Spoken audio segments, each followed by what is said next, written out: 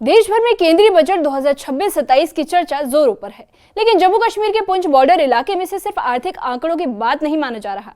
यहाँ के लोग हर साल बजट की घोषणाओं में अपने जीवन की राहत ढूंढते हैं। साल 2025 में हुए ऑपरेशन सिंदूर और उसके बाद पाकिस्तान की तरफ से लगातार फायरिंग ने इन गाँव की जिंदगी पूरी तरह बदल दी है। टूटे घर, बर्बाद खेत, घायल मवेशी और डर की जिंदगी ने लोगों की उम्मीदों को कमजोर कर दिया है। आज भी सीमावर्ती इलाके में लोग अपने खेतों और घरों में पूरी तरह सुरक्षित नहीं हैं। हर बार गोलीबारी होने पर खेती रुक जाती है, मवेशियों को नुकसान होता है और बच्चों को स्कूल भेजना मुश्किल हो जाता है। इसके बावजूद लोगों ने हिम्मत नहीं हारी और बजट 2026-27 से राहत की आखिरी उम्मीद जारी रखी है।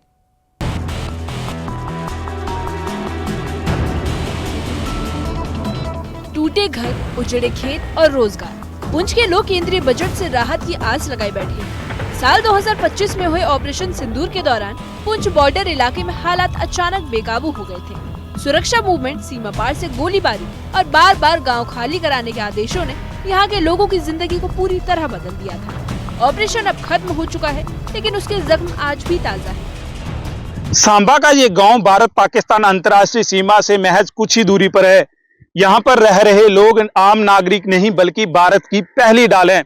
ऑपरेशन सिंदूर हो या पाकिस्तान से की गई फायरिंग, सबसे ज्यादा नुकसान जो है वो इन्हीं लोगों को यहाँ पर भुगतना पड़ता है। यूनियन बजट 2026-27 पेश होने जा रहा है और बॉर्डर के लोगों का एक ही सवाल है, क्या इस बार भी उनको योजना ही मिलेगी या उनके जख्मों का मुआवजा भी मिलेगा? ऑपरेशन सिंदूर और लगातार फायरिंग के चलते पुंछ के कई सीमावर्ती गांव के लोगों को अपने घर, खेत और मवेशी छोड़कर सुरक्षित स्थानों में शरण लेनी पड़ी थी। कई मकान क्षतिग्रस्त हुए तो कई परिवारों की खेती का पूरा सीजन बर्बाद हो गया। रोजी रोटी पर सीधा असर पड़ा था। सीमाओं की सुरक्षा सिर्फ बंदूकों से नहीं बल्कि उन लोगों से भी होती है जो बॉर्डर के इन इलाकों में बसे हुए हैं और गोलाबारी के समय भी यहाँ पर डटे रहते हैं और सुरक्षा बलों की मदद करते हैं। बॉर्डर के लोगों को सिर्फ विकास ही नहीं बल्कि सम्मान भी चाहिए। और अब देखना ये होगा कि 2026-27 का जो यूनियन बजट पेश होने जा रहा है, क्या उस बजट में इन बॉर्डर के इलाकों में जो ऑपरेशन सिंदूर और पाकिस्तान की तरफ से जो गोलाबारी यहाँ पर की गई है, जो परिवार यहाँ पर उजड़े हैं, उनको उचित मुआवजा और न्याय मिल पाएगा? स्थानीय लोगों का कहना है कि ऑपरेशन के बाद भी हालात पूरी तरह से सामान्य नहीं हो पाए हैं। पाकिस्तान की तरफ से समय समय पर होने वाली गोलीबारी आज भी खेती और रोजमर्रा की जिंदगी को प्रभावित करती है। खेतों में काम रुक जाता है, मवेशियों को नुकसान होता है और बच्चों को स्कूल भेजना जोखिम भरा हो गया है। आए दिन फायरिंग चलती रहती है तो हमारे जो जिम्मेदारों को काफी नुकसान होता है।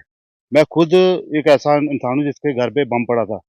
देखने के लिए बहुत इंसान आते हैं, मंत्री आते हैं, सभी आते हैं, देखकर चले जाते हैं, लेकिन उसके प्रति कोई जो प्रोविजन आप बोलते हैं बजट में, अभी तक हमारे जिम्मेदारों बॉर्डर वाले इलाकों के लिए कुछ नहीं डाला गया है जो कि हमारे कुछ दें। फसल भी खराब होती है, मकान भी खराब होते हैं, अभी तक उसके प्रति हमारे कोई भी मुआवजा वगैरह कुछ नहीं मिलता है। हम चाहते हैं कि जो अभी बजट चल रहा है इस बजट में हमारे को शामिल करे। जो भी जिम्मेदार हैं, बॉर्डर के रहने वाले लोग हैं, कम से कम हमारी बिजली का जो बिल है वो तो माफ करें। जो डीसीपी के आगे वाले गांव हैं उनके ज्यादा से ज्यादा जो बिल है मेरे तरफ से माफ होने चाहिए सभी के। क्या कुछ उम्मीदें हैं इस बजट को लेकर? अभी हमारी तरफ से उम्मीद यही है कि करेंगे। जब भी आते हैं आप लोग, हम यही बातें करते हैं कि हमारे जिम्मेदारों के लिए जो फसल का नुकसान होता है उसका भरपाई करें, जो बिजली का बिल है माफ नहीं कर सकते कम से कम तो करें। पुंछ बॉर्डर इलाके का एक परिवार आज भी इंसाफ की राह देख रहा है। साल 2016 में पाकिस्तान की गोलीबारी में परिवार की बेटी की जान चली गई थी। तब 5 लाख रुपए मुआवजा और सरकारी नौकरी का वादा किया गया था, लेकिन करीब 1 दशक बाद भी नौकरी का वादा अब भी अधूरा है। अब बजट 2026-27 से उन्हें आखिरी उम्मीद है। बेटी बोलने लगी, मम्मा मुझे तो भूख बड़ी लगी है, जल्दी करो मेरे को खाना दो। मैंने उसको खाना दिया है तो बेटा मेरा कहीं बाहर निकल गया है। मैं खाना उनको दे के तो वो लेके तो ऊपर आ गई, बोलती इधर बम आ रहे हैं। तो बस यही बात हुई है। जब आई तो वो बम पड़ भी गया उसके ऊपर। कहाँ पड़ा था वो बम, एक थोड़ा बता सकते हैं हमें? हाँ, इधर किचन में पड़ गया, ऊपर पड़ा, किचन मेरे ऊपर पड़ी। हाँ, वो कच्ची थी ना तो वो किचन मेरे ऊपर पड़ गई है। मैं भाग गई हूँ, बाहर निकल गई हूँ। हाँ, मेरे ऊपर किचन पड़ी है पर मुझे कुछ नहीं हुआ। जो कुछ होगा उसको ही होगा। उसको लग गया बम, बड़ा बुरी तरह लगा उसको। वो बच तो सरकार प्रशासन द्वारा कुछ मदद, आपको मुआवजा वगैरह? हाँ, मुआवजा तो दिया था उन्होंने, 5 लाख दिया था, पर नौकरी भी तो बोली थी ना उन्होंने, नौकरी देंगे देंगे, फिर क्यों नहीं दी नौकरी? देनी चाहिए ना हमें। अब बजट जो है वो पेश होने जा रहा है 2026-27 का, क्या कुछ उम्मीदें हैं आपको? हाँ, मुझे यही उम्मीद है कि अगर बजट है तो हमारे लिए भी कुछ ना कुछ लाए, कि मेरे बच्चे को नौकरी मिल जाए। और तो मुझे कुछ नहीं दे सकते, मेरी बेटी तो वापस नहीं कर सकते वो। तो मैं यही चाहती हूँ, उनके आगे यही अपील है मेरी कि मेरे बेटे को नौकरी मिल जाए। केंद्रीय बजट को लेकर पुंछ बॉर्डर इलाके में उम्मीद है और चिंता भी। लोग चाहते हैं कि इस बार बजट में सीमावर्ती इलाकों के लिए सिर्फ योजनाएं नहीं बल्कि राहत और मुआवजे की घोषणा हो, ताकि जिंदगी फिर से पटरी पर लौट सके। हम बिल्कुल जमीन पर बॉर्डर पर रहते हैं, जीरो लाइन पर, बिल्कुल जीरो लाइन पर। तो जमीन हमारी बॉर्डर में है।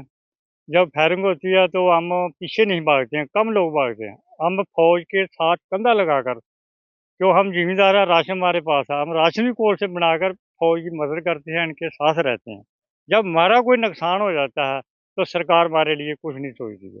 सरकार को भी चाहिए, नवा बजट आ रहा है, हमारी कुछ मदद करे, हमारे को कोई भरोसा दे भी क्या आपको क्या तकलीफ है, क्या नहीं तकलीफ है। बाकी ज़मीनें हमारी बिल्कुल जो ज़मीन में है वो अपने फैंसी जो बन रही है, 135 फुट और लिया, कुछ पहले 4-5 गिना लिएगा, कोई ज़मीन उसमें चली गई है। जो हमारी मोटरें हैं ना, वो 6 महीने चलती है। अब मिसाल लो 3 महीने मुंजी में, 3 कणक में, 6 महीने का किराया हमारे को वैसे फ्री में पड़ता है। ज़्यादा नहीं तो हम ये नहीं बोलते माफ़ कर दो, और उसका रेट जो सही है वो लगाकर हमारे को उन्हें चार्ज करना चाहिए। हमारा जो विलेज है वो बॉर्डर के बहुत ही करीब है, जबकि यहाँ पर फायरिंग होती है तो हमारे स्कूल भी बंद किए जाते हैं। हमारे स्कूल बंद किए जाते हैं तो इससे हमारी पढ़ाई भी डिस्टर्ब होती है।